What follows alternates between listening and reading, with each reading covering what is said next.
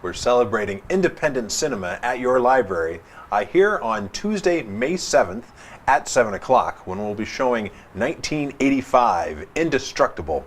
I'm joined today by the director of the film, Rudy Childs. Rudy, thanks for joining me today. Well, thank you for having me back. I'm so excited to have you back. It's been a couple years. We did the, if you had the opportunity to come to the showing of 1984, Riding into Hell, went over very well here. And we had a great turnout for that. And we have a lot of people that are excited to see what happens next in our two-part episode of this band's antics in the 80s. Yeah, so we actually had you back since 1984. You had your film 21 Years of Folded Flag. Yes, I did. Which we showed this spring. And that went very well too. That was a more serious film, and it was a very difficult film to make, and I was very pleased with the results, and it's going on, and it's in film festivals. It just played this weekend in Tupelo. Oh, neat. So it's making its rounds, and at the same time, in the background, I was making 1985. You are a busy man. Yeah, on my spare time, I have 4 daughters, so. Right. But yeah, I had this film in the making, and I just kind of completed it. Yeah. I think the hard part was trying to locate some of the former band members. Yeah, you were telling me a little bit about it. I know that in 1984 you had, how many people were in the band? There's 4 guys in the band. 4 guys, so it was drums, bass, guitar, and a singer, I assume. Right. And then what happened? An accordion? No accordion. No.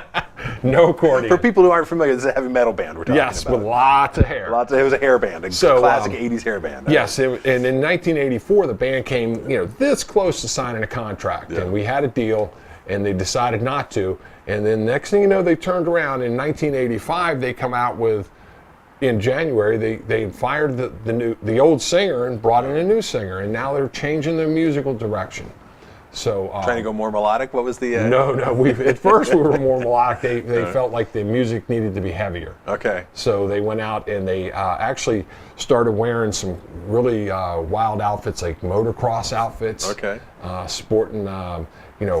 Bigger hair and just more abrupt and harder edged music. They just wanted more edge to it. Yeah. They wanted more edge to it. So we came out, we had the singer, and back to the story about what happened is trying to make this documentary, we needed to interview the 4 guys, and this singer was nowhere to be found. You couldn't find him on the internet, nowhere. I was even looking up obituaries and Google searches. Hope you didn't find him, but you needed something. I needed something, so I ended up paying money to get a criminal search on this guy, because I guess back then we were all criminals. But we're all delinquent somehow. You just got to dig deep enough, probably.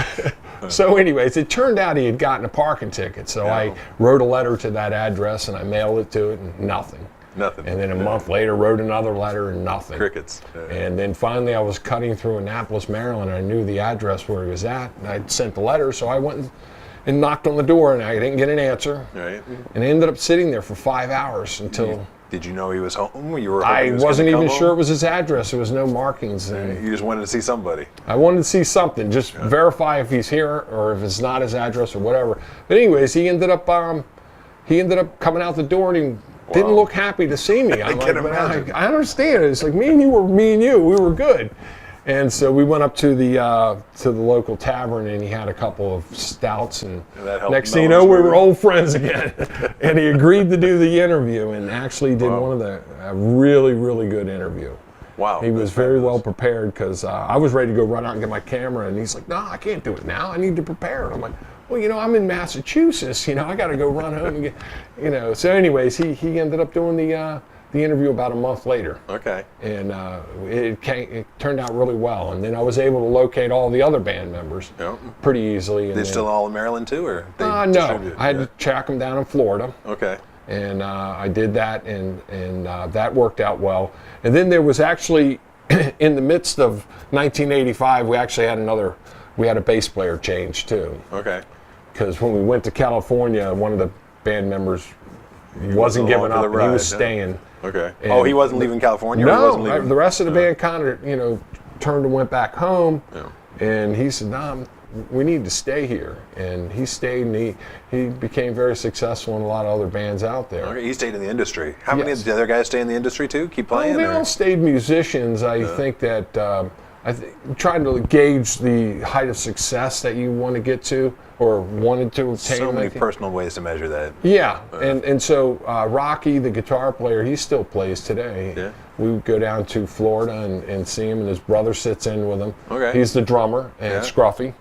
And Rocky and Scruffy, they were kind of like the two that held the the whole glue. band together. They were, and then you had Mike. He's doing very well, the bass player, and he actually got together with the guys in Florida when I went down there to do the interview, and they played together. Yeah. So the only thing we were missing was the guy that was off the grid, Tony. Oh. And we used to call him Turbo. Okay. So, But he doesn't go by anyways. Turbo in many years now? No. Yeah. So and he, we're hoping to see him come back. We got a screening in about 3 weeks in Maryland, so we're hoping that he shows up there and at least says hi to the guys. So. And in this film, you really just finished this.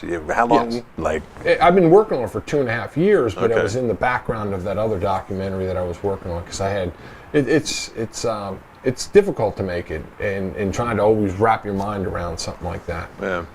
But there's some very interesting stories in there that we had a lot of fun with, and I think one of them was the fact that I had bought a school bus back then, a 1960 school bus, and we were going to make it.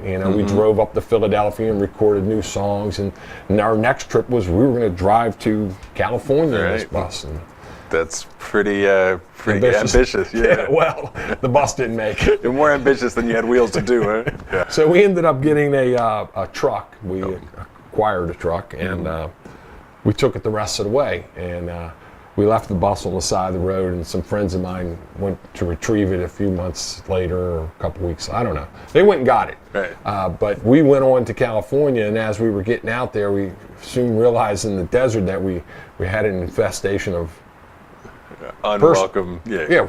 crabs. Yeah. There were crabs, and so it was a very miserable trip through that desert in that hot sun. And in July, riding in the back of the truck with equipment And this wasn't like a pickup truck. This is like a delivery, like a moving kind of truck. right, like a big rider truck with a windows, roll-up yeah, door, right. and there's 3 guys in the back Yeah. In the because back. there's no room in the front. Like just hoping no that air like conditioning. right, yeah. That's a little dangerous, really. Yeah, so I mean, it's got to I be don't hot think as anything. So, anyways, You got to ride in the cab, or I was in the back a lot. you were in the back a lot. Oh man. And there was this one incident where we pulled in and they saw the door open and they seen these long hairs driving this thing, and they're like, we want to see what's in the back. Uh-oh. And so I was back there and I looked and I'm like, I could see this big cop's belly and a badge, and I'm like, oh no. and so by the time they untied it and rolled it up, there was nobody there. And even the band members are like, Where'd they go? They're thinking we left him at the last truck stop or something. Oh, And man. it turned out we were all hiding in the equipment because I know the cops weren't going to let us continue avoiding. That is not illegal transportation. No. So we ended up avoiding arrest. For anybody watching, this is not recommended for anybody to repeat. That's right. So we ended up completing our trip there, and then we ended up recording in California, playing in California, but it was a lot different. Back in '85, There were a lot of people trying to make it back then. everyone was converging on California, and they had, you couldn't even see the telephone poles. They were just wrapped in Wow. flyers. Yeah. And there was like Poison was out there at the time. They hadn't made it yet. Okay. Guns N' Roses. Those are just a few that made it. Rat Right. and Motley Crue, but there was thousands of other ones trying to make it, and so we got kind of lost in the mire. And we It's gonna be very humbling. It's like yeah, and you we think were you're really like big used and- to. Hey, when we played in Maryland, you could see in the video that we had huge crowds. Yeah. Everyone knew us. We were the headline, and we get out there, and what do you mean we got to play at 8 o'clock? Right, What on do you mean we Tuesday, got- yeah. What do you mean we got to pay to play? paying to play. Yeah, So, that's rough. We ended up coming back, and then in October of '85, we did this road trip to Massachusetts here to play my home state. So we rented the Eagles Hall, and this is kind of a funny story. So the bus wasn't running yet, and we acquired another truck, but we were playing the Eagles in Rockland, and all the road crew was loading in, and next thing you know, we looked out and was like, who's moving the truck? And the truck was driving away with our equipment in it. And I'm like, we realized that everyone was in the room and someone was stealing our truck. Oh, man. So we ended up all running out, chasing this truck through the neighborhoods, and I ended up getting on a street parallel to the truck, and the truck, if he would have took a left, he was gone. But at the end of the road, he took a right, and it put him on a collision course with me. So I'm running as fast as I can. I could run pretty good back You're in on 85. foot. Yes. So I'm running, and I jump up, and I grab the mirror, and I think I got a hold of it, and I slipped. And when I fell in the street, the truck runs me over. Jeez. So the back tires come right up across my back, get my arm, just missed my head, and now I'm really mad. You're messed up. So And mad. my arm's all tore up from road rash, and so now I'm chasing him, and he's got nowhere to go at this point, and I don't realize it, and I'm running as fast as I can behind him, and he slams on the brakes. And you smacked right into it. I smacked right into the back of the truck. So, and then next thing you know, he gets out and runs away, and so the police come. It's a big scene, and This is your truck? well, This is a truck that came your way.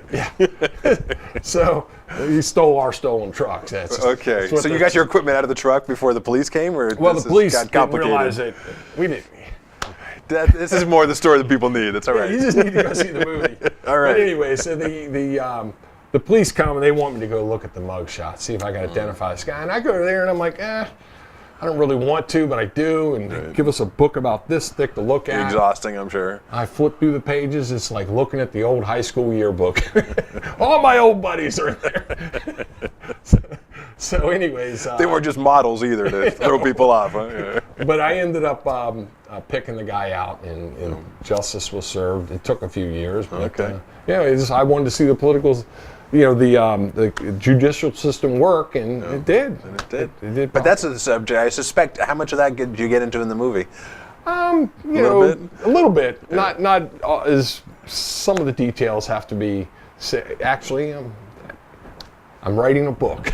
Are you? All right. Yes. Not that I'm not busy enough already, but I've actually got 100,000 words written. Wow. All right. And it So it's deals a lot of more with all stories. from the 70s all the way up to into the 80s.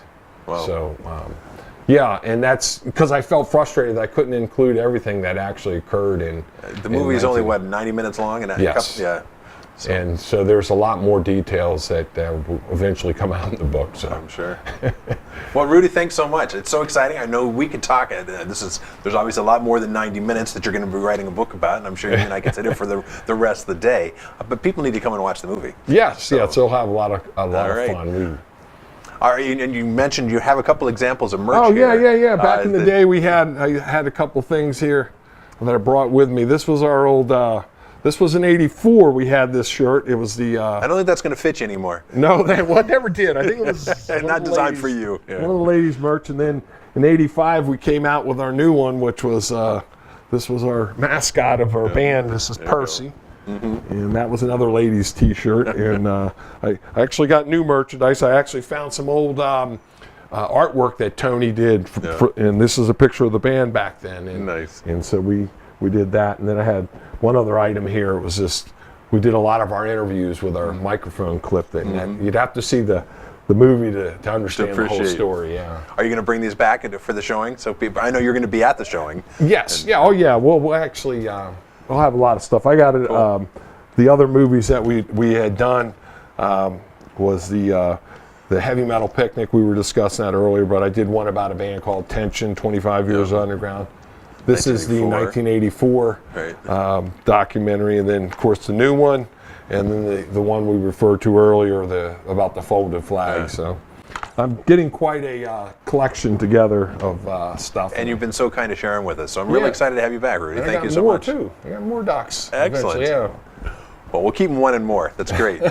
Thanks so much. All right. It's a pleasure talking to you. Thank you. Thank you. All right. Please come out and join us here on Tuesday, May 7th at 7 o'clock. You do not want to miss. You can't see it in theaters right now. It is making the festival circuit, but we're going to be showing 1985 Indestructible here at the library. I look forward to seeing you.